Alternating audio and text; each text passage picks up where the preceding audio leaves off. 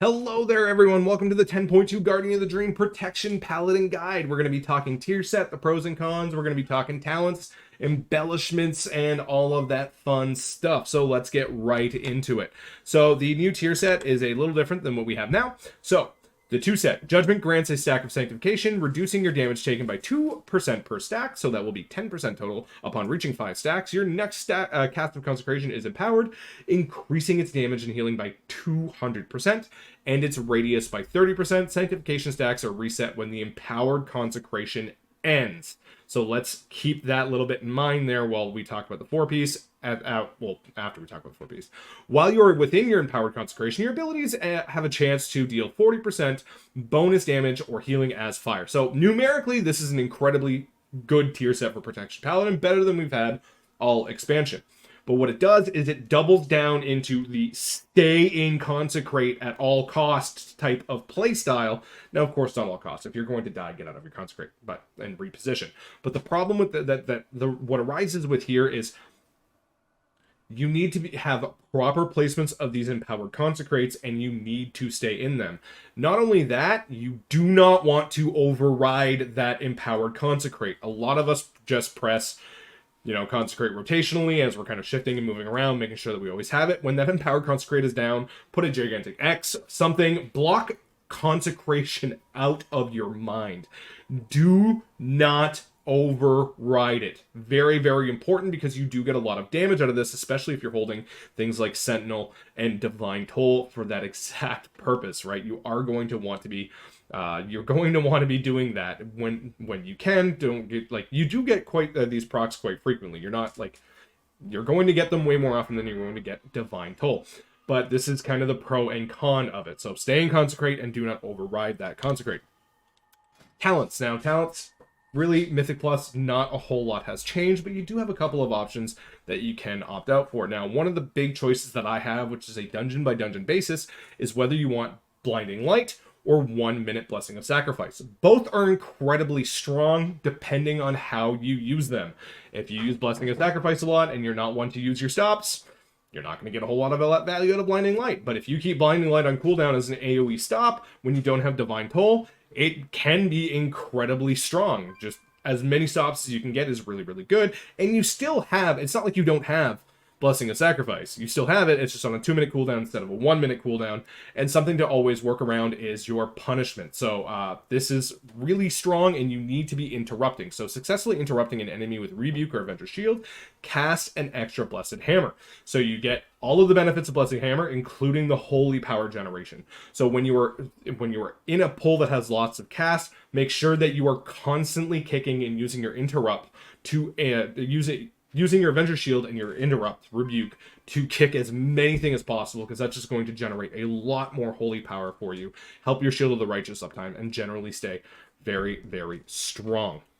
Another thing that you can do that you may have noticed is not there is you can opt out of Cavalier going into Sanctified Plates, and only one charge of Steed, sorry, that's a handful to say, and give you some extra armor and some extra stamina as well, which I understand it's not there, but you are going to be wanting to optimizing your build fully, and proper play is going to make up for the armor and health loss and the AoE thing from Sanctified Plates, because this did just get, it's not as good as it once was, right? So there is some stuff that you can kind of go around there and work around, but all in all, it's kind of staying the same. Rotate your defensives, have a lot of fun, go from there. Then up next, we're going to be talking, yep, that's fine, I can... where's my raid build? Where's my raid build? There we go. So in raid, this is primarily focused around single target, and you're going to want to be, of course, using Avenger Shield on cooldown, because it's only going to hit one enemy. If you do need Bubble Taunt, you can go and grab it. If you so need it, go ahead, grab it, use it. Really just kind of stay in Consecrate, because you are going to be getting the Golden Path healing. Just generally do your tank thing, rotate your defensives. Nothing much has changed about Protection Paladin going in from 10.2 to 10.1 to 10.2, rotationally speaking, right? It's kind of the same as it always has been. Play rotationally, play strong, you're perfectly fine. Blessing of Spell Warding here is pretty much a flex point. This is one of those abilities where when it's useful on a raid encounter, it is absolutely busted good. But there are some raid encounters where there's just nothing to press this on. So you can flex in and out of this as you so choose, and kind of work from there. For stats. Now, for stats, you're going to want to be focusing on haste. Haste is incredibly important for the playstyle and rotation of Protection Paladin. I have low haste. I'm on the lower bar of haste of what I want. And of course, I don't have my Howling Rune equipped. And you do have other means of getting there. Mastery, again, probably your most important secondary stat, especially for Mythic Plus. Versatility does see some extra bonuses due to the type of encounters that you kind of occur in a raid versus Mythic Plus, and you will see some bonus to that stat. You will see some Protection Paladins run higher versatility in raid and opt out of less mastery just due to kind of how the raid encounters work. And critical strike is just always a super solid stat, gives parry rating, gives more damage, and we always like more damage and all of that fun stuff there. As for embellishments, you do have a couple of options. One of the ones that I've been using all expansion long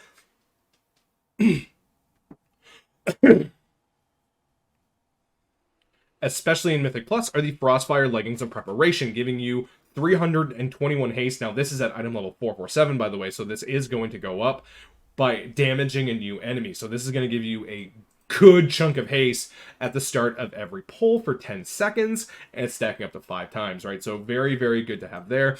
But this obviously loses a lot of value in single target encounters, right? Because like if you go into a raid and you hit this, you'll have 10 seconds of this buff and you won't get any again. You can opt for the toxic, the rolling toxic Shadow Flame patch, and kind of work from there. Those provide very, very good single targets as well. You can opt for a Spore Cloak as well. It was just recently nerfed, but for Protection Paladin, it's still looking like one of the better options defensively, especially one of the big reasons there is it has versatility and mastery, both things that we like defensively, and we're able to get our haste from a lot of different other sources, so we don't have to worry about having that haste stat on our cloak, and we really like mastery and we really like versatility. So it still remains a strong option there just due to the stat synergies that there are there. So when it comes to trinkets, all right, trinkets. All right, this is the raid. There's not a lot of great Mythic Plus trinkets. You can opt for the Prophetic Stone Scales out of the Galakron's Ball, from the Dawn of the Infinites.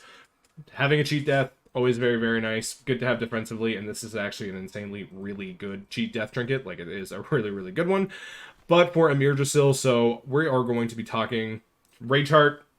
I've said this in all my videos. It's a really, really strong trinket, and it's probably the best tank, like pound for pound tank trinket we've seen this expansion, because if you've played tanks at all this expansion, you know for a fact that we have not had a lot of good tank trinkets at all. The Friendship Badge is actually a pretty decent trinket, giving you some stat bonuses there. So the Gift of the Ursine Vengeance is okay, nothing too wild there. There is some options there. There's a lot of okay to above average trinkets, but nothing that really screams out, holy crap, I need this. Augury of the Primal Flame, Critical Strike. We love Critical Strike. That's really, really good. And you do gain it's really good damage proc. It's actually super, super solid. The Cataclysmic Signet Brand, this is an Elementium Pocket Anvil where you build stacks, so if you are exiting combat a lot, this is not very good, but if you can find a dungeon and a route that you can just stay in combat in one, like just make the whole thing just go, you will see a ton of value from this. But this is dungeon by dungeon basis. Like, for example, Freehold, you could easily keep 5 stacks of Elementium Pocket Anvil up because of the way that you pull and the design of the dungeon. In Neltharis, it was really bad because you had a lot of walking around and the stacks were constantly going away. So weigh that out to your own needs, but I would probably opt for an Augury and a Prophetic Stone Scale, or a Rage Heart and a Prophetic Stone Scale. And the reason why is you still want to get your main stat on one of your trinkets, and the Augury and the Rage Heart are versatility and critical strike instead of main stat. So that is something you're going to be watching out there. There's a couple of decent Mythic Plus trinkets as well, but Nothing like there's nothing there's no blood scale type trinket for us to like, you know, go farm out in Mythic Plus aside from that. But that is really it for Protection Paladin. I hope you guys are having yourself a good one. I hope you guys are excited for the spec. It's looking like it's going to be a lot of fun. If you enjoy Protection Paladin as it sits, if you don't enjoy it as it sits, it's not going to be as fun as you, as you may remember. Have yourself a good one, everyone. Happy tanking. Bye.